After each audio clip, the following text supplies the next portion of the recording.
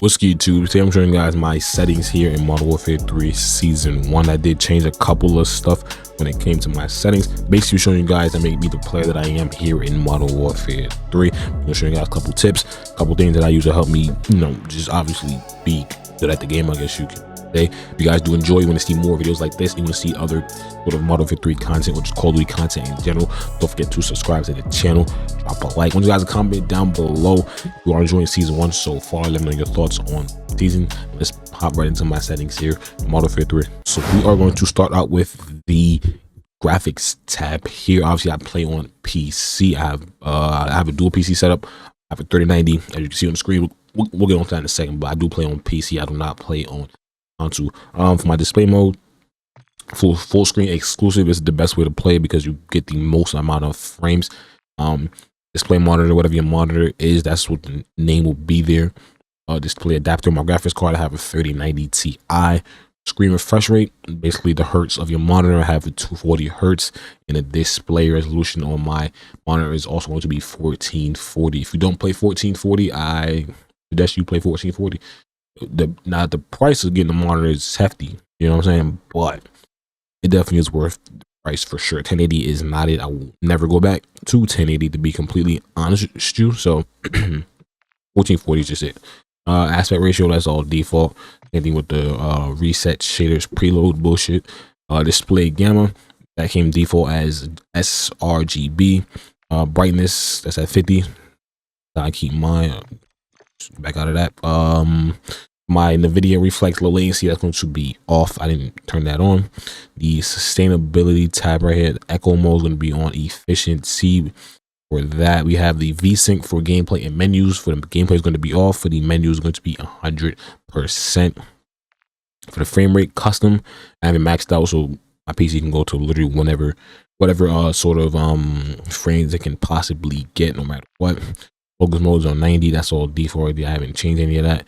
The HDR or high dynamic range, that's going to be off as well.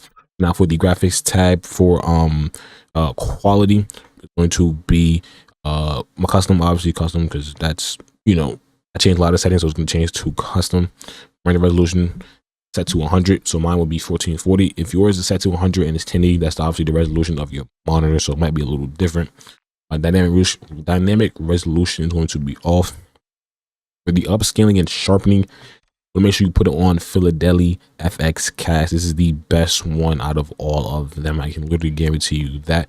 You want to press square on that, and you want to put the strength out to 100. Once you put this on right here, your game looks beautiful. I'm pretty sure console has this setting as well, so make sure you put that on. For the path tracing and ray reconstruction, that's off. That's all. I think this might be new, I'll be honest with you, but I just have it off because I don't want to touch it. For the VRAM scale target, that's on 80. For the variable rate shadow, that's on, that's in default as well. Now for the details and textures tab right here, it's going to be a lot. There's a lot. But text resolution is going to be on low.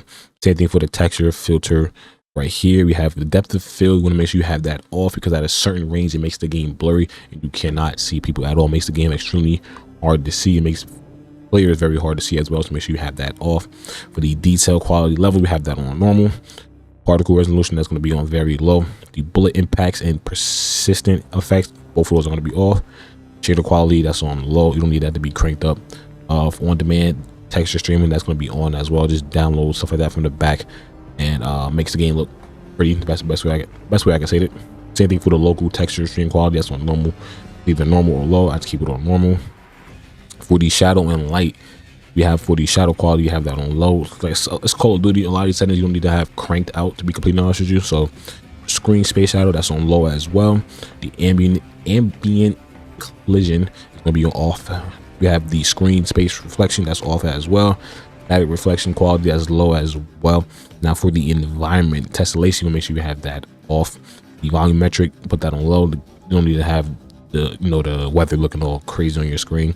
Deferred physics quality, that's off. That came default. Weather grids, that's off as well. I really don't care about a lot of that stuff. With the water quality, I don't need extra stuff trying to pull hard on my PC just because of some goddamn water, so make sure that's on off. Now for the view tab as well, for graphics, we have my FOV is going to be on 120. 120 is the best FOV. I don't care what nobody tells me. ADS Field of view, make sure you have that on affected. A lot of people use independent, but affected, in my personal opinion, and it's the best. But it also factually proves that there's no visual recoil. There's no recoil in the game, but there's no visual recoil once you put the affected on as well. Weapon field of view, that's on default. You could put this to wide to make it look a lot smaller, but I left it on default. I didn't mess with that this year. Third person field of view, that's default to 90.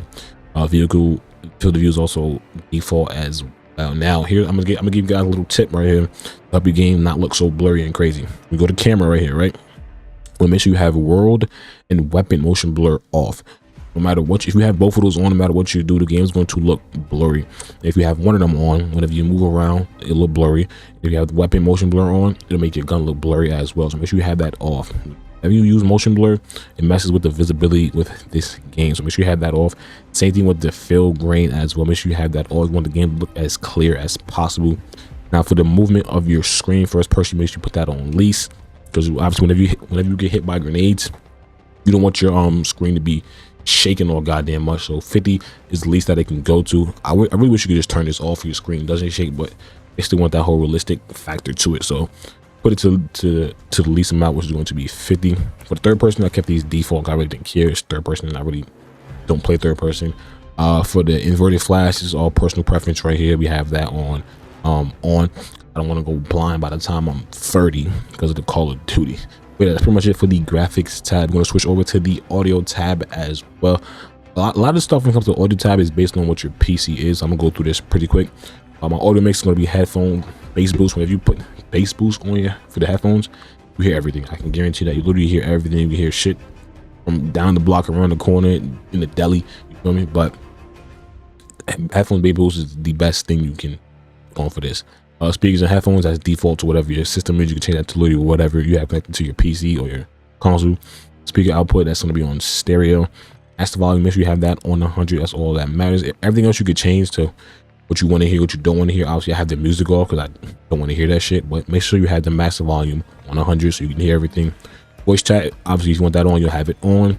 This is basically how I have my voice chat stuff right here. I'm just going to scroll past a lot of these because a lot of these are just personal preference and stuff that I have plugged into my PC in terms of mic, stuff like that. And if I even want to hear you know, game chat and stuff like that, a lot of these aren't even really important. One thing I really changed on here was my hit market sound. It's going to be on Modern Warfare. You can change it to classic, you can change it to whatever your case may be, but I kind of like the class or the Modern Warfare one because it's just a little more satisfying in my opinion.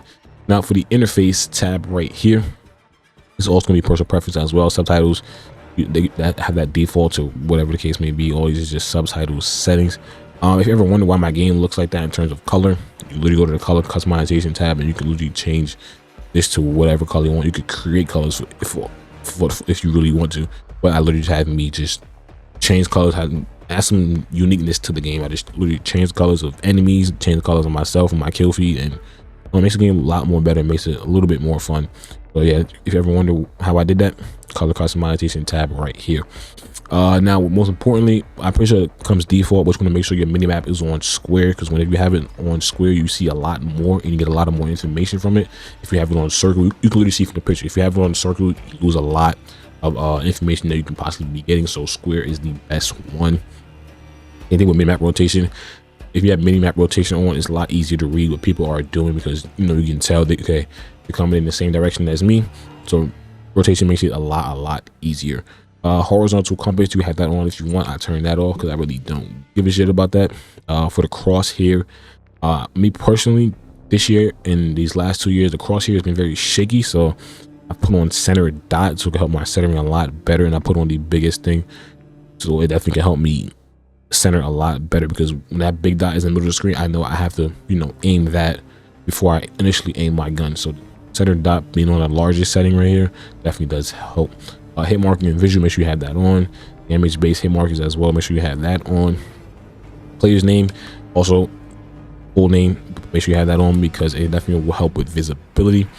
In-game text tag, as personal preference. A couple of these are already personal preference as well. And these three settings right here, in terms of FPS counter, server latency, and packet loss, is all going to be the stuff you see on my top left.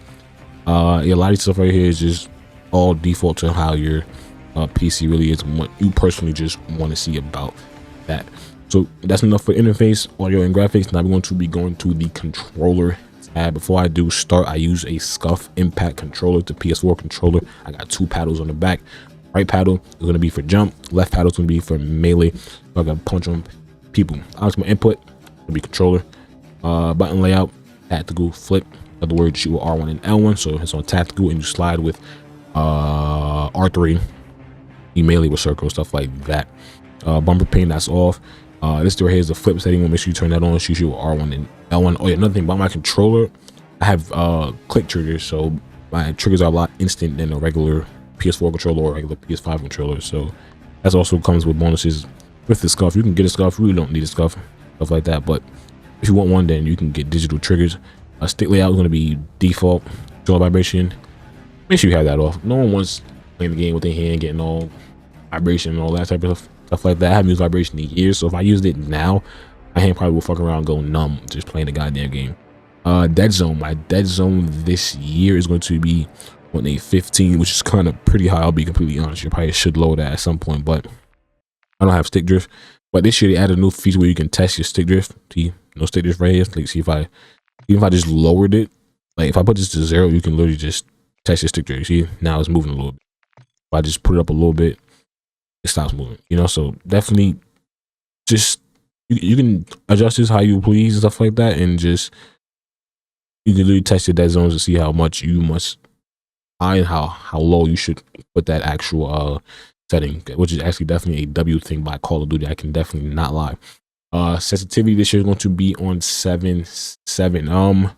In a video on Twitter where if you feel like your sense is a little bit too high when you aim down sight, these once you press square on one of these, the advanced settings right here, this is going to be default to 120. Obviously 120 is a lot faster, but literally for the last however many years Call of Duty's been out, it's been set to 1. But the way you want to change this is literally go up here, hit custom, adjust this to what you want to adjust it. It'll be set to 120 default. Then you want to adjust it to a 1, which is comfortable, which is the normal way how it's always been. And then you set it back to your actual settings, and it'll set to the 1, and regular setting, regular sensitivity, I should say, will be the same. I don't know why they did that, but once I did that, I was like, okay, this actually feels right. This feels comfortable. This is definitely what I've been missing.